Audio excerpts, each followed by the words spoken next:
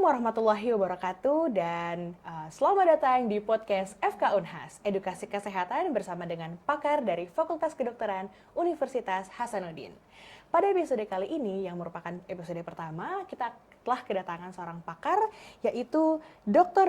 Rina Masada, spesialis Patologi Anatomi Konsultan MPhil di FM. Dan Sobat FK Unhas, pada kesempatan kali ini kita akan mendengarkan diskusi terkait dengan edukasi mengenai apa sih sebenarnya kanker serviks dan bagaimana kita melakukan deteksi dini dan juga bagaimana kita mengenali dan melakukan pencegahan terhadap kanker serviks. Baik, ya. Assalamualaikum dok. Waalaikumsalam warahmatullah. Ya, apa kabarnya dok? Ya baik. Alhamdulillah, sehat ya dok ya? Ya alhamdulillah. Tetap sibuk. Jadi dokter Rina ini selain menjadi seorang klinisi, peneliti dan juga saat ini menjabat sebagai Wakil Dekan Bidang 4 dok ya? Ya. Bidang apa itu dok? Ini bidang saya adalah publikasi, kemudian pengabdian masyarakat dan urusan internasional di Fakultas Kedokteran Unhas. Ya, mungkin sangat sibuk dok ya. Terima kasih sudah menyempatkan waktu untuk kita bisa berdiskusi di podcast FK Unhas. Tentunya ini bagian dari pengabdian masyarakat dok ya, agar kita bisa menjangkau banyak masyarakat untuk menjelaskan terkait dengan edukasi kanker serviks. Baik dok, mungkin kita langsung ke pertanyaan pertama nih dok. Apa sih dok sebenarnya kanker serviks itu dan bagaimana penyakitnya dapat berkembang? Ya, jadi kebetulan setiap bulan Januari bulan Januari adalah bulan kewaspadaan kanker serviks sedunia ya. Jadi serviks adalah bagian dari rahim ya, biasa juga disebut sebagai mulut rahim. Jadi bagian rahim yang selalu mengalami cedera, yang selalu mengalami luka-luka mikro ya, yaitu pada saat menstruasi, pada saat melahirkan dan sebagainya. Sehingga bagian mulut rahim ini paling banyak mengalami, paling sering mengalami keganasan seperti itu. Jadi di seluruh dunia saat ini terdapat kasus baru kanker mulut rahim itu sekitar 600.000 dan kanker mulut rahim merupakan penyakit kanker yang terbanyak menyebabkan kematian pada wanita yang nomor 4. Nomor 4 Iya. di dunia dok? Di dunia. Ya, di Indonesia sendiri kanker mulut rahim menempati urutan kedua setelah kanker payudara. Ya, untuk wanita-wanita yang penderita wanita di Indonesia, sehingga banyak sekali kasusnya. Kanker mulut rahim ini sangat sebenarnya penyakit ini dapat dicegah ya. Bisa dicegah dok ya? Dapat dicegah. Jadi karena prosesnya panjang, jadi tidak masuk virusnya kemudian langsung kena kanker, tetapi karena prosesnya panjang bisa sampai 10 tahun, 15 tahun sehingga dapat sekali kita cegah sebelum menjadi kanker, yaitu masih merupakan lesi prekanker, itu kita sudah bisa cegah. Oke, baik dok. Komprehensif sekali dok untuk sebuah perkenalan terkait dengan kanker serviks. Oke dok, kita mungkin mau mengenali dok, apa sih faktor-faktor dok yang bisa menyebabkan terjadinya si kanker serviks? Tadi kan kita bisa cegah dok. Iya. Jadi kan kanker serviks ini penyebab yang paling banyak adalah sejenis virus ya, namanya human papilloma virus atau HPV. Dok. Nah, virus ini sebenarnya kanker perlu dulu dipahami ya, bahwa kanker mulut rahim ini bukan penyakit yang diturunkan tetapi ditularkan. Ditularkan dok ya. Jadi ditularkan, jadi yang ditularkan ini bukan kankernya, tetapi virusnya yang menyebabkan kanker itu. Jadi faktor-faktor resiko adalah yang pertama adalah pernikahan pada usia yang terlalu dini.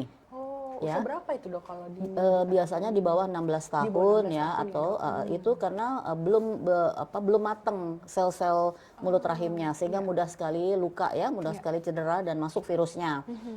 Kemudian juga yang kedua tentu saja bergonta-ganti pasangan seksual ya, sehingga HPV bisa menularkan dari satu wanita ke wanita lain seperti itu dengan perantaraan berhubungan seksual.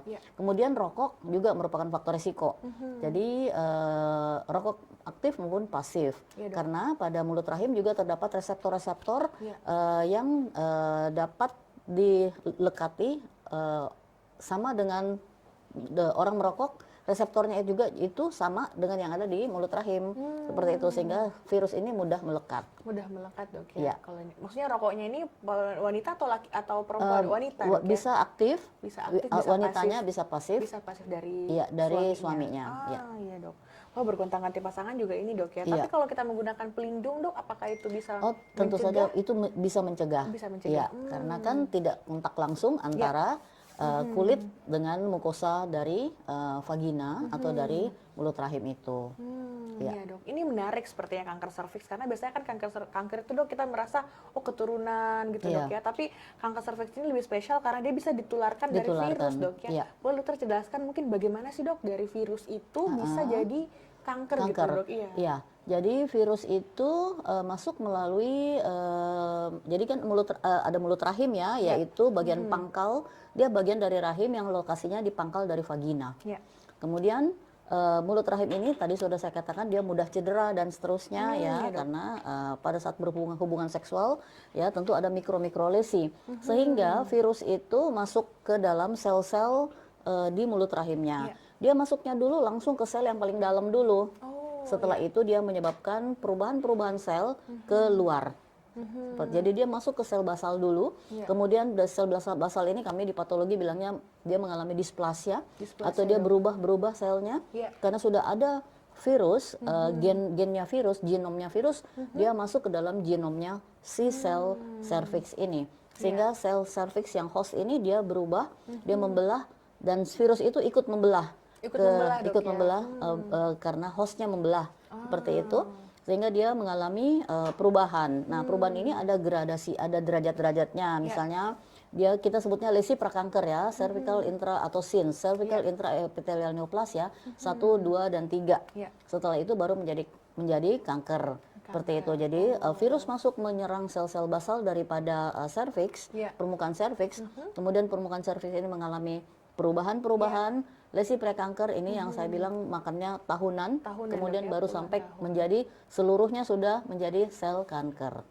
Jadi seperti dibajak dok ya. Jadi si virus ini membajak si sel kanker serviks ini sehingga nantinya dia ngikut membelah diri. Padahal sebenarnya bukan dia yang disuruh belah diri. Oh gitu dok ya.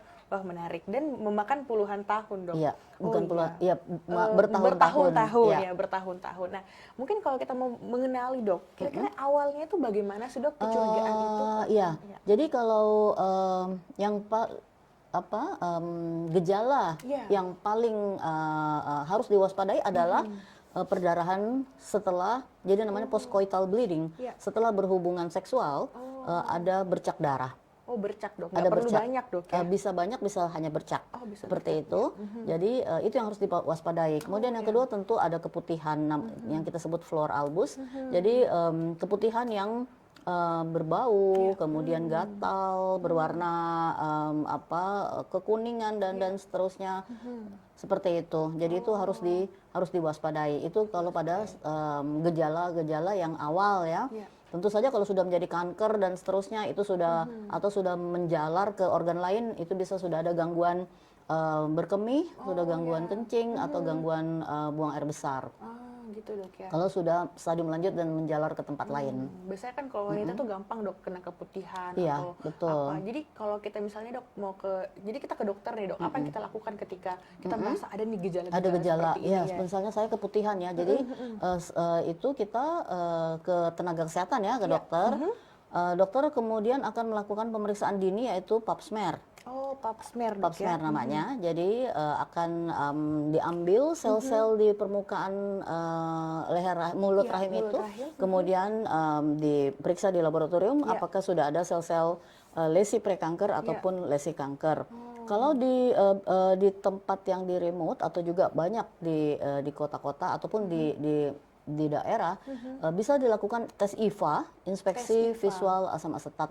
Jadi dimasukkan asam asetat, ditotolkan di permukaan rahim di serviks itu, kemudian akan ada perubahan warna, misalnya menjadi bercak putih dan seterusnya. Itulah kemudian mereka rujuk untuk pemeriksaan berikutnya selanjutnya.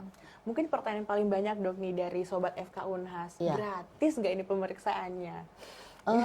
Setahu saya yang pap smear itu ada masuk BPJS ya. Oh ditanggung dok ya oleh BPJS. Iya. Oh iya, tentunya nggak perlu terlalu khawatir dengan pembiayaan dok ya, karena Iya, penting sekali. betul. Misalnya dok nih, kalau misalnya kita mau tahu aja apakah ada kecurigaan meskipun nggak ada gejala, bisa Iya. nggak dok kita Oh melakukan iya, hal itu? jadi pemeriksaan pap smear ini harusnya rutin ya bagi wanita yang sudah pernah kontak seksual. Oh iya Ya, dok, jadi itu sudah rutin. menikah mungkin ya, Iya, atau iya, kontak sudah seksual, ya. kontak seksual. Jadi ada rutin. Iya. Biasanya itu dilakukan setiap tahun. Tiap tahun Setiap dok. Oh tahun iya. dan juga ataukah setiap kalau dinyatakan normal bisa setiap 3 tahun seperti itu Iya, untuk ibu-ibu yang sudah kontak seksual. Kontak seksual. Meskipun belum ada keputihan ataupun Belum, bercak darah, iya, betul. Karena aktif seksual ya. ya Iya, aktif seksual, betul. sebaiknya deteksi dini Sebaiknya dok. tesnya rutin untuk pap smear. Untuk pap Biasanya tuh ibu-ibu saya sendiri ya setiap kali ulang tahun. Karena kan ingat ya, iya, jadi setiap kali ulang tahun saya pasti cek segala Segalanya. apa. Bukan hanya pap smear juga yang lain-lain. Iya dok, itu penting ya dok ya, Iya. kesadaran terhadap kesehatan wanita. Betul. Tiap tahun tuh lebih gampang untuk ingatnya, nggak lupa-lupa. Oke dok, nah mungkin itu untuk wanita yang sudah menikah dok. Bagaimana dengan wanita yang belum menikah dok, masih gadis, mungkin masih usia sekolah? Iya. Ada tidak satu yang bisa kita lakukan untuk mencegah? Iya, jadi sekarang ini ada program di seluruh dunia juga sudah jalan dan juga di Indonesia yaitu vaksinasi. Oh iya dok. Vaksinasi HPV Iya. ya itu dilakukan untuk siswi ya 9 sampai 14 tahun. 9 sampai 14 tahun. Ada juga untuk anak laki-laki sebetulnya. Anak laki-laki Anak juga, laki-laki dok? juga Oh, divaksin. iya, Itu tetapi saya nggak tahu di Indonesia apa sudah merupakan regularitas. Iya. Tapi program vaksinasi di Indonesia sudah cukup jalan ya, sudah ada ya untuk pencegahan HPV. Jadi mereka melakukan vaksinasi sedini mungkin Iya. sebelum mereka kontak seksual ya, sebelum menikah. Iya dok. Itu jauh lebih bagus dok ya. Itu jauh lebih bagus mencegah dengan memberikan vaksin ini. Ya. Baik dok. Nah kalau masalah gaya hidup sendiri dok, kita kan biasa kanker ada genetik, ada environment kan dok. Kalau ada tidak pengaruh-pengaruh lingkungan lain dok? Iya, Gaya hidup mungkin. iya gaya hidup. Tentu saja menjaga kebersihan organ genitalia, Kebersihan, ya, ya, dok. menjaga kebersihan, menjaga hygiene diri ya, Iya, dok. seperti itu. Bukan hanya wanitanya tapi juga pasangannya Iya. untuk menjaga hygiene seperti itu. Kemudian juga tentu tidak bergonta-ganti pasangan seperti itu ya, dan juga pencegahan-pencegahan. Sebenarnya hygiene ini bukan hanya untuk kanker serviks sih, tapi kan juga jamur lah segala macam untuk kebersihan wanita itu harus dicegah sebetulnya. Harus dicegah, ya dok ya. Jadi kalau ada pernah riwayat infeksi begitu dok, apakah ada kerentanan mungkin dok untuk Pernah riwayat infeksi? infeksi? Apakah ada meningkatkan kerentanan untuk terkena Iya, ini? karena biasanya kan sebenarnya bukan hanya infeksi, tetapi semua yang menurunkan daya tahan tubuh kita, menurunkan imunitas itu bisa masuk virus ini. Oh gitu dok ya. Iya. Jadi apalagi untuk orang-orang mungkin yang ada penyakit-penyakit tertentu dok mungkin. Iya, misalnya HIV/AIDS HIV/AIDS itu yang dok paling ya. banyak ya, karena daya tahan tubuhnya kan rendah sekali, Iya. sehingga virus ini mudah sekali masuk. Mudah sekali masuk. Jadi kita juga harus menjaga daya tahan tubuh dok ya, Iya. supaya virusnya nggak gampang masuk. Oke dok, kita mungkin akan masuk ke pertanyaan-pertanyaan terakhir, 2 terakhir mungkin dok. Masalah teknologi dok saat ini. Di Indonesia kan juga sudah semakin maju dok ya untuk Iya. masalah pencegahan dok. Mungkin dokter Iya. ada apa namanya dok, bisa diberikan opsi-opsi dok mungkin selain pap smear atau Iya, apa yang sekarang jadi sudah sekarang ada, juga bisa memeriksa langsung virusnya untuk mendeteksi virus di dalam cairan vagina seperti cairan itu. vagina. Oh, iya, Jadi sudah ada swabnya atau pakai sikat ya, Ya, cairan itu diambil, kemudian diperiksa apakah ada virus HPV atau tidak. Karena virus HPV ini sekarang ditemukan sudah banyak sekali tipenya ya, Oh, ada lebih tipenya banyak, 100. Ada tipe yang memang ada tipe resiko tinggi namanya dan resiko rendah. Yang resiko tinggi ini misalnya yang tipe ini nama tipenya ini pakai nomor. Oh, nomor. Jadi Iya, yang iya, tipe iya. 16, 18 misalnya itu high risk HPV yang menyebabkan CA cervix ya, kanker mulut rahim. Itu bisa diperiksa langsung ada tidaknya si virus itu di dalam vagina. Oh, Ya, langsung jadi dok ya. langsung periksa virusnya bisa. sekarang Oke ini. deh. Mungkin dokter ada tips dok. Mungkin sebagai wanita dok, kita kan masalah alat vital itu kan sensitif dok Iya. ya. Nggak semua orang berani dok Betul, untuk betul. takut dengan kenyataan bahwa dia terkena kanker. Itu kan hal yang berat dok, nggak Iya. mudah gitu loh dok. Iya. Mungkin dokter ada pesan mungkin Iya. untuk encourage para sobat FK Betul, Unhas. betul. Jadi kita sebagai wanita tentu kita harus menjaga kebersihan organ Betul. kelamin ya, karena kita kan wanita ini yang akan hamil, melahirkan dan seterusnya ya, sehingga kita harus menjaga tidak infeksi, tidak dan seterusnya. Jadi yang paling penting adalah gaya hidup itu harus diperbaiki ya. Kemudian yang juga kebersihan alat vital tentu saja, dan pencegahan. Dan pencegahan tentu saja, plus tambah lagi yang paling penting adalah deteksi dini. Kalau ada sebelum ada timbul gejala itu harusnya sudah rutin kita melakukan pemeriksaan, apakah sehingga bisa dilakukan deteksi dini dan dicegah tidak menjadi kanker. Jadi baru lesi prekanker itu sudah dilakukan tindakan seperti itu. Ya, jadi apalagi ini mudah dok ya, untuk kita bisa akses untuk pemeriksaannya mudah dok ya. Iya, Dimana-mana betul. bisa. Dimana-mana Dimana aja bisa dok kalau gitu. Biasanya di klinik bisa ya, di Pratama. Bisa dok ya. Iya, tentu di rumah sakit Puskesmas bisa, di mungkin puskesmas bisa ya untuk melakukan pap smear. Pap smear. Oh iya, jadi mudah, jadi kita nggak perlu khawatir dok ya. Iya. Karena kadang orang takut dok, ih kena kanker atau apa, Iya, kita takut dengan kelihatannya betul. begitu dok. Tapi justru semakin cepat kita ketahui, semakin cepat kita Cepat kita cegah dan obatin. cepat ya. obatin justru akan lebih bagus dok ya untuk prognosisnya ke depan dok ya. Betul. Oke deh, luar biasa sekali diskusi kita pada kesempatan kali ini. Mungkin dokter ada closing statement sedikit dok, atau mau gimana dok? Iya. Terkait dengan kanker serviks di Indonesia Iya, secara umum dok. betul. Karena kanker serviks itu dapat dicegah ya, sehingga kita perlu sekali melakukan deteksi dini dengan pemeriksaan rutin untuk mengetahui ada tidaknya lesi-lesi prekanker pada gejala sebelum bergejala atau pada gejala awal.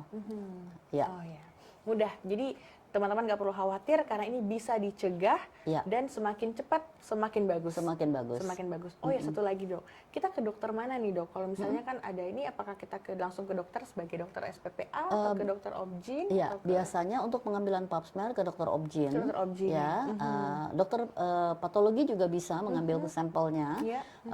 Kemudian diperiksanya di laboratorium patologi anatomi. Ya. Oh gitu dok ya. Jadi nanti dirujuk sampelnya. Dirujuk sampelnya ke laboratorium. Berapa lama itu dok menunggu hasilnya? Biasanya 1 hari. 1 hari sudah bisa. Iya. Oh, sangat mudah dan cepat. Iya. Jadi kita nggak perlu terlalu lama was-wasnya, sobat FK Unhas. Baiklah, tadi edukasi dari Dr. Rina Masada, SPPA, MPhil di FM.